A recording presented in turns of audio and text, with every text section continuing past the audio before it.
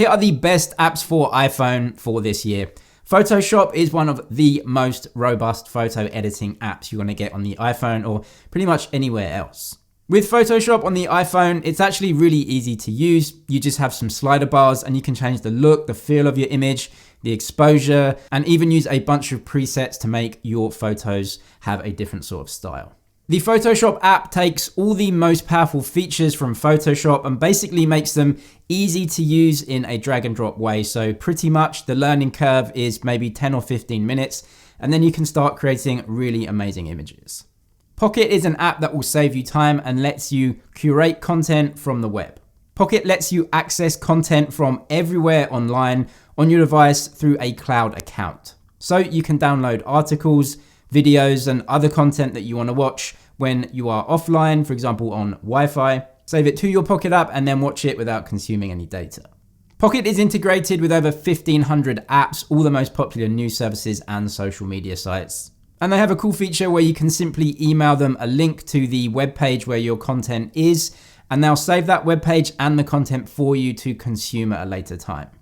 I remember Flickr from a long time ago and I used to use it and then didn't, but actually this may be a really great way for you to save all of your images and videos for a lot cheaper than iCloud.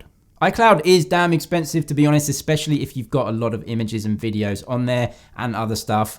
But specifically for images and video, Flickr gives you a ton of free space and it's actually really easy integrated. So you can upload all of your videos and photos on there without having to pay extra for more space in iCloud.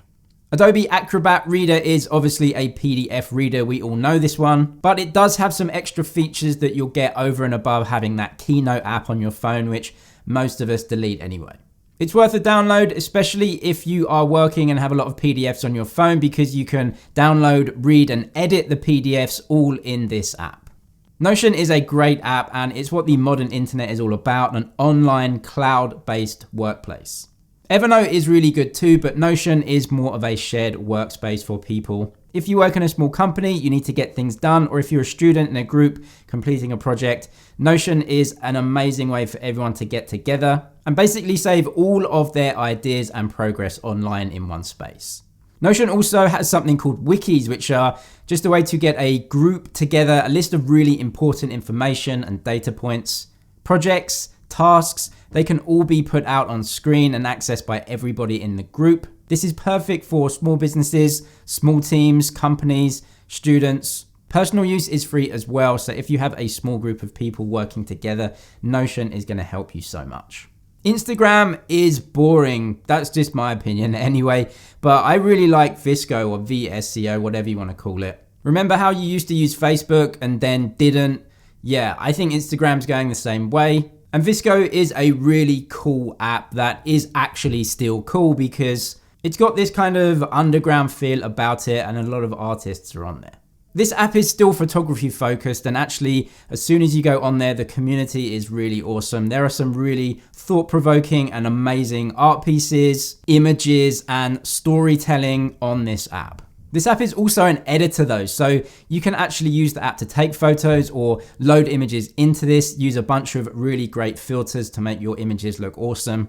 And if you do like Instagram, unlike me, then you can easily just export your images from this app after you've edited them straight into your Instagram. I think this is a really good download though, because this is like the Instagram of old, a really cool community, and this one hasn't as yet been Zuckerberged. Microsoft apps, just download them, they're awesome. They're a really great cloud service with a bunch of really great apps like Word, OneNote. Apple does have all of the rest, of course, but the benefit of OneNote is that you can access these from your iPhone and anywhere else as well. Currency converter, this is the one I use. It's brilliant, it works. You get a ton of currencies all together that change when you change any of the other currencies. It's the one I use, and if you need currency converter, this one's good. Songkick is by Warner Music, and this one basically reads and knows all of the songs that you're listening to and then gives you a lot of recommendations of not just other songs, but also all of your favorite artists, if they are doing any concerts, if they're near you, and all of the schedules of your favorite artists. Maybe if we can ever go out and enjoy ourselves again, this one's definitely a download. You can search manually in the app as well. There's just a ton of information about pretty much all the artists, especially on Warner Music, what they're doing, where they're going, if they're doing any concerts, and then a ton of information about their music as well.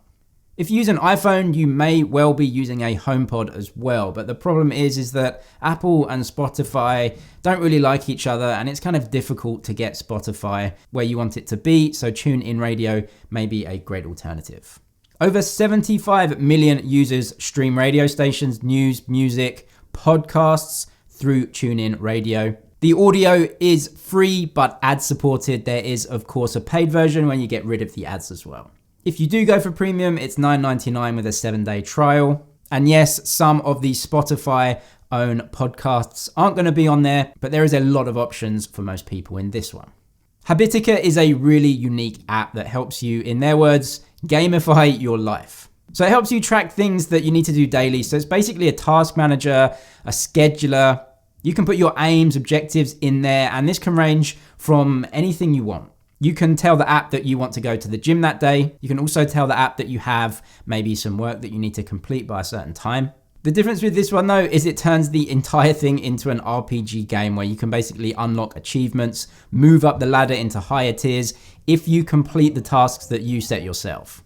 If you miss things that you said that you needed to do, like going to the gym, then you're going to move down levels. There's going to be a monster that comes in that you're going to have to fight off by basically making some more achievements. It's quite fun. It's been around for a very long time. It's an open source project, which is always pretty cool.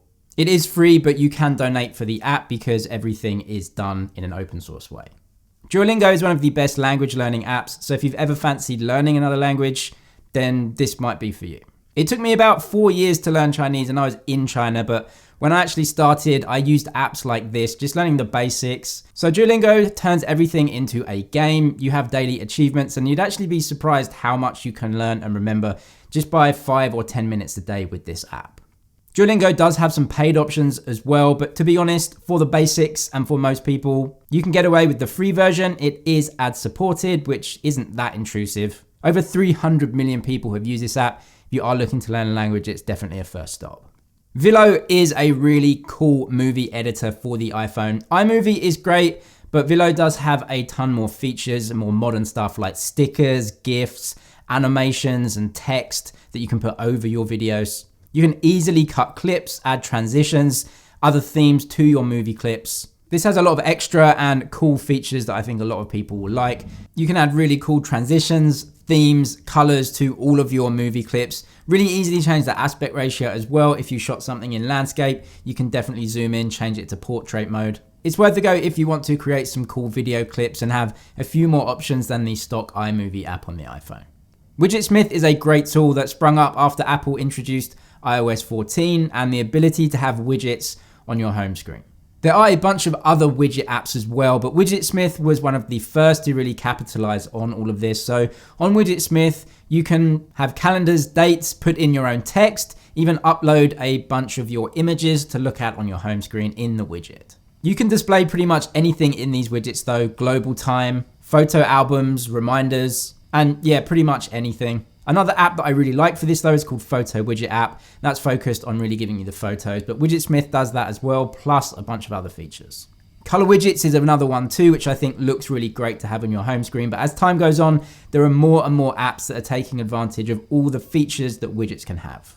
And then we come to Lastpass, which is a brilliant app that will save you a bunch of time and hassle in the long run. So you may be using Apple's iCloud keychain, and that's really great and secure too. But the problem is that only works in the Apple ecosystem. Lastpass is just as good, but you can use it absolutely anywhere in any app and on other phones, even Android, all with one Lastpass account.